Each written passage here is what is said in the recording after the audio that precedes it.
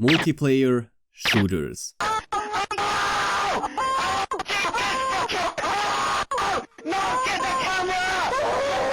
A genre that has dominated the video game industry since the 2010s and hasn't loosened its grip on it. I used to like them. Team Fortress 2 is my most played PC game of all time and was my main introduction to online gaming besides going on playdates in Club Penguin. TF2 is a fantastic game due to it being centered around map control and objectives that make teamwork happen naturally, while also having room for a player to improve their own skills or to just goof off. I could honestly go much more in depth, but you don't have all day and I really need to piss. Fast forward years later, there are no casual shooters. Over the last decade, multiplayer shooters have been focusing on bringing competitive esport practices to every facet of their games rather than being fun. You always need to do your best and play the best weapons, because winning is the only thing that matters. Gun and character balance makes or breaks a game now, because winning and ranking up is the only meaningful thing you can do, since everything else is locked behind shitter and shitter paywalls and monetization practices. As a general time to kill got lower, so did the casual enjoyment and value you can get from a shooter. This is how we got games like Overwatch, where they removed unintentional techniques that make some characters' movement more interesting, and did balancing with the same mindset as a first-time parent child-proofing their house. This type of thing isn't exclusive to Overwatch alone. Call of Duty somehow became more sweatier over the years, and not to mention... You could be the king, but watch the queen conquer. A complete sellout? Meanwhile, Battlefield became more and more Call of Duty-like. I thought I had my actual gun out, but I didn't. Oh.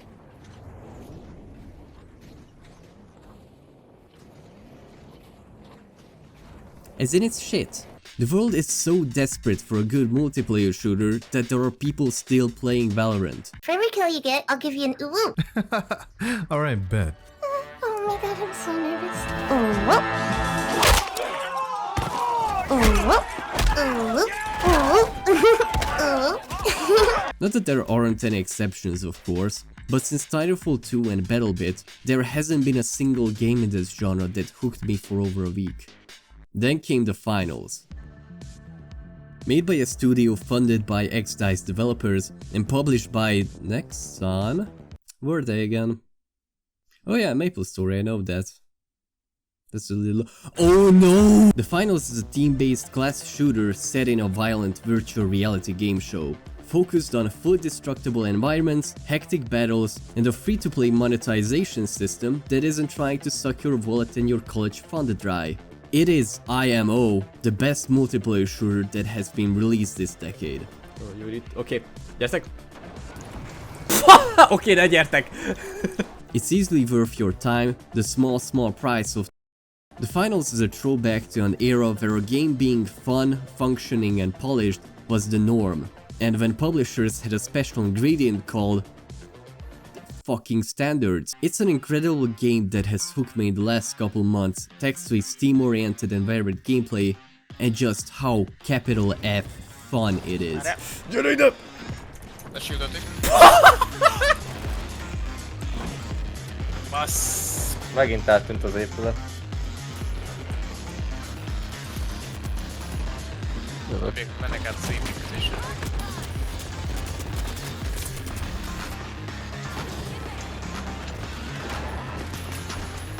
Aj, de most így definiben...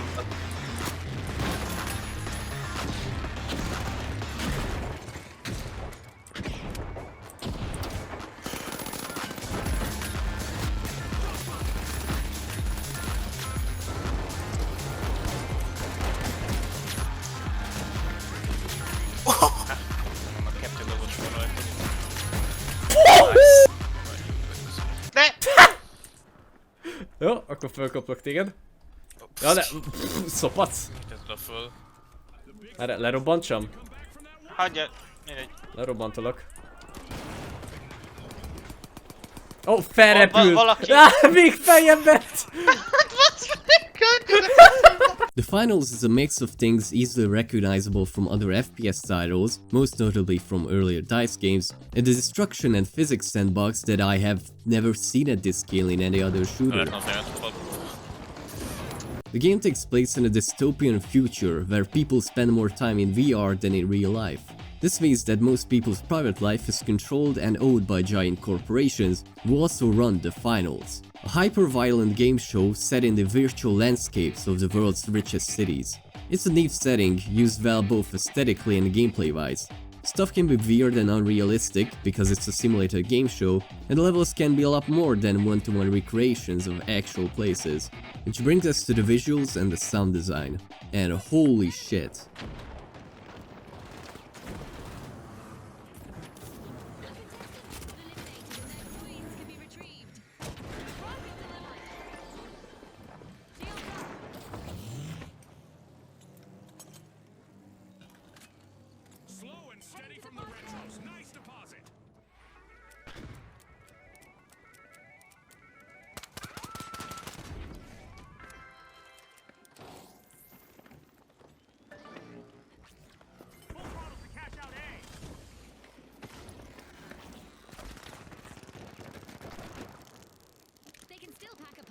What an outstanding recovery from the powerhouses!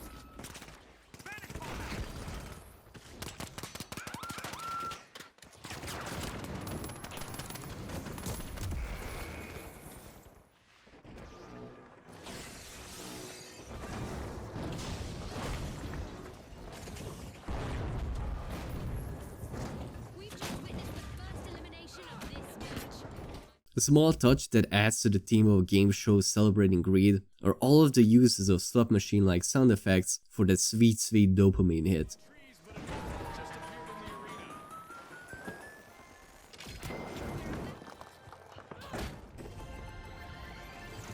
It's the same story with the visuals.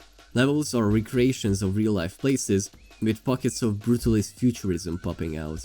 In other words, you're running through a battlefield map and then boom! Mirror's Edge. You didn't ask for this. You didn't choose this. Yet there it is. As a cherry on top, maps can have different weather effects and times of day, and they each have their unique variants. Some of them just add or remove some buildings, but others completely change the level. Játszott azzal a játékkal, hogy Spec Ops The Line. Ó, basz meg. The level of detail in just the maps alone is insane. My favorite example being Las Vegas. It's made out of 4 huge multiple-story buildings and the streets between them.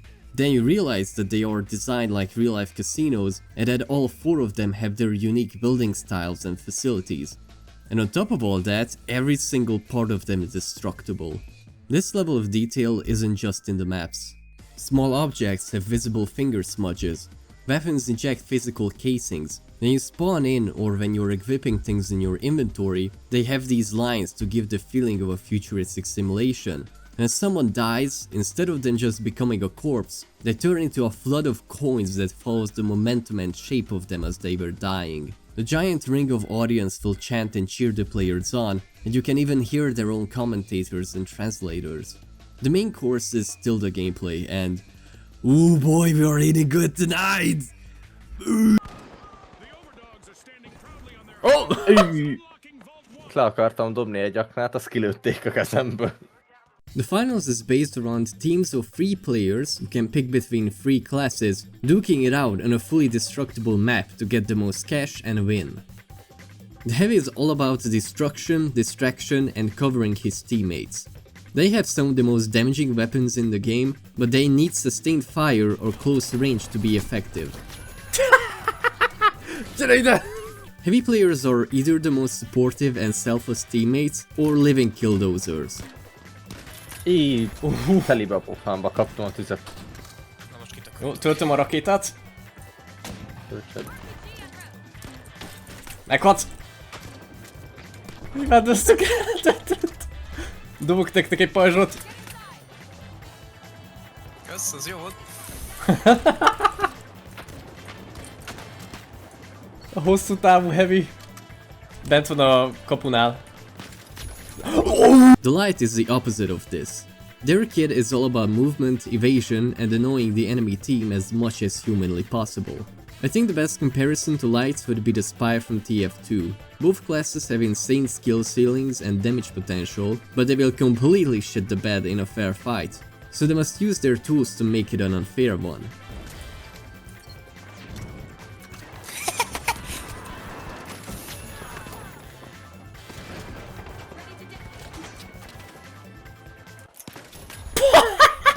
The medium is the glue that holds the team together. Their job is map and objective control. Mediums have access to some of the best defensive gadgets and the most useful abilities in the game, except for you. All three classes also have unique playstyles and subclasses, all thanks to the game's great sandbox. For gadgets, there are the expected frag, flash, molotovs and explosive charges. Then there are the weirder ones that have some kind of interaction with each other. There are 4 types of elements in the finals. Gas that damages over time in a cloud, goo that solidifies and sticks to any surface, including players, fire that destroys both of them, and smoke that stops fires. All of these have their own grenades and mines, and they can even be found in barrels around or above the map. This chemical rock paper scissors, combined with the amount of gadgets and abilities and the huge amount of tech in this game, makes for so many different loadouts and playstyles, without having any perk systems or attachments at all. Ne nézz rám! What the fuck? Oké, Mögötted! Társakat is kinyírták. Működik! As a medium, you can play as a healer who assists his team in combat and traversal, or you can switch to a China Lake and equip gas and explosive mines that you can detonate before they are even armed, making you a menace when it comes to defense and even at offense if you combo your mines right. This is just one example of the many different playstyles you can experiment with. It's seriously refreshing to see a shooter that rewards messing around with its mechanics that isn't a battle royale.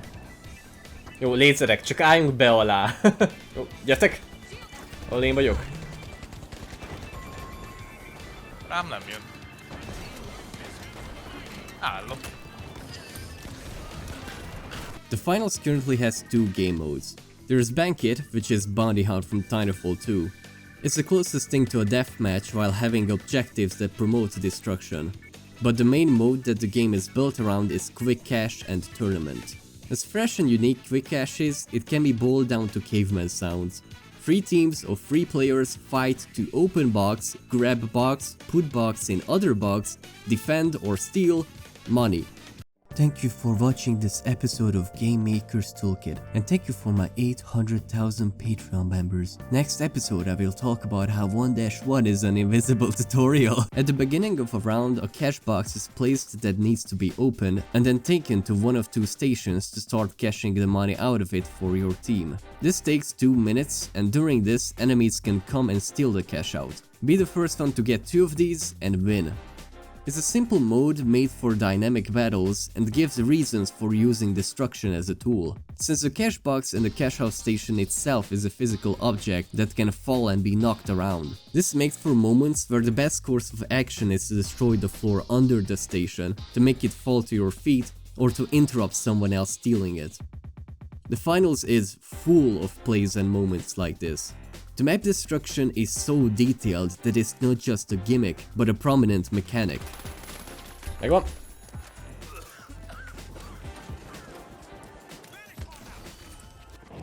Franc! Ledes! Ledes az épület! Oh, Franc! This was made possible due to every building being calculated server side and not on the player's hardware. It's like that old multiplayer demo of Crackdown 3, the only difference being that this time it's not fake. But there is one small design decision that I cannot praise enough. It doesn't matter how long a team has been controlling the cash out, since they will only get the money if it finishes with their name on it.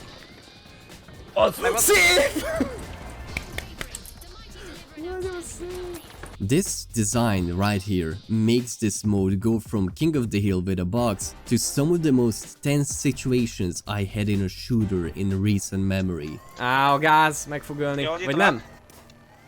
Szép. Megvan! Yeah, baby! Yeah! Egyi! Egyi!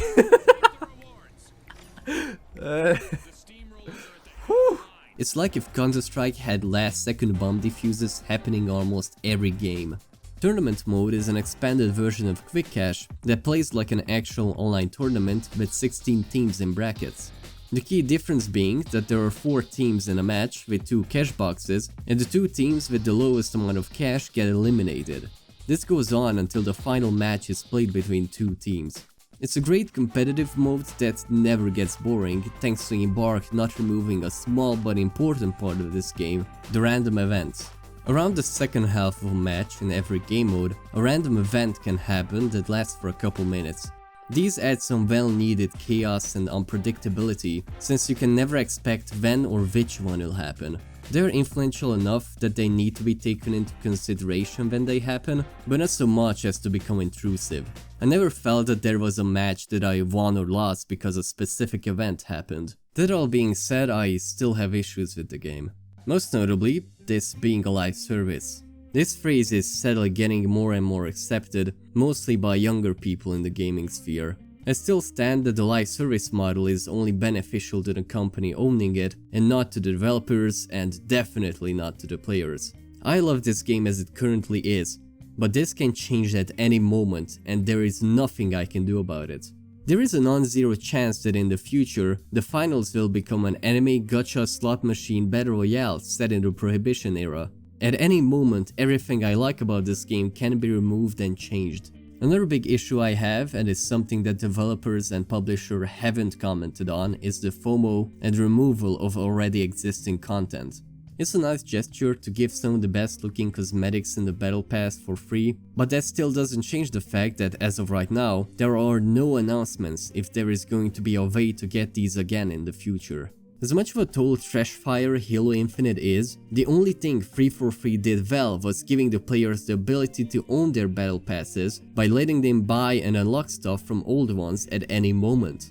I can accept always online games. Hell, my most played game in the last 2 years was Final Fantasy XIV. But locking away finished premium content from the players to make them anxious when they aren't playing your game is inexcusable in my book.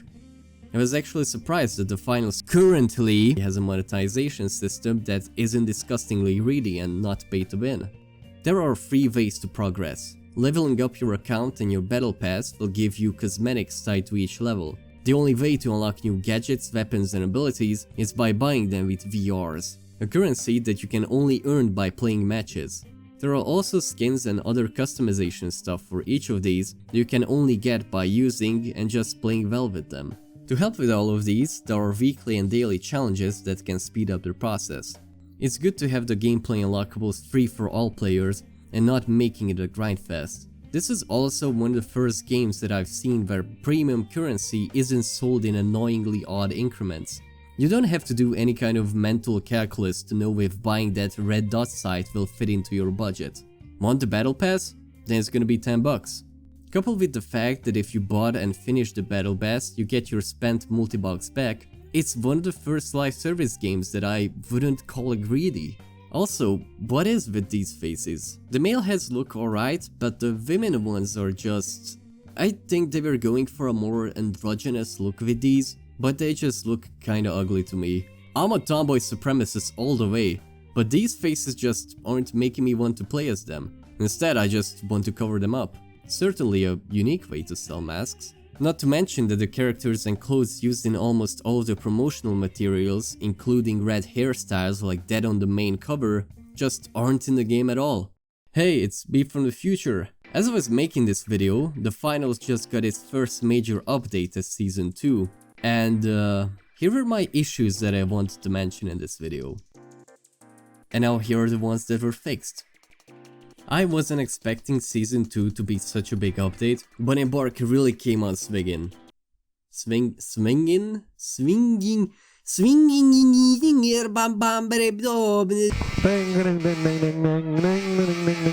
In less than 4 months, the quality and quantity of the content they added to the game puts most current multiplayer releases to shame. I'm personally really burnt out on the whole neon 80s nostalgia style, but the new cosmetics and especially the new map just look gorgeous. Not to mention the new ability, gadgets and weapons all feel like they have always been a part of the game. Oh! Jó! Csináltam egy menő dolgot! Fedezzetek! Nem Ne, a gáz! Franc, oké. Pont megvan. Kinyitottam a falat, leesett és visszazártam. The issue of lost content, however, hasn't changed. There is still no way to unlock items from the earlier Battle Pass. The background of the main menu has been changed and the game's soundtrack has been completely replaced by a new one. It's a small thing, but I will love it if there was some kind of option to return to other seasons' themes, kinda like how Counter-Strike has music discs that swap the songs in it. I had my expectations low for Season 2, since I've been burned before, but Embark surpassed it by a mile. Kilometer? Fuck you, Imperial measurement believers! Inches aren't real! I think the game has been improved in every way, and convinced me that it has a bright future ahead of itself. So, as it currently stands, the Finals is easily my favorite game this year, so far. It has achieved the impossible task of making me care for a PvP multiplayer shooter that isn't just TF2 or Titanfall or Battlefield but Good Edition. It has some of the tightest and most unique gameplay on the market, with an atmosphere and visuals that have captured my imagination like no game in this decade. If I could send Embark one message, it would be thank you. Please make a Y2K team season, please. I will buy the fuck out of that. I don't like saying this, but if you are interested, then play it now before the Slicer ship starts to sink, as many did before it and many more will after it. So yeah, like and subscribe and all that stuff. I still don't know how to make an outro, so here's this guy. Look at him. Wow.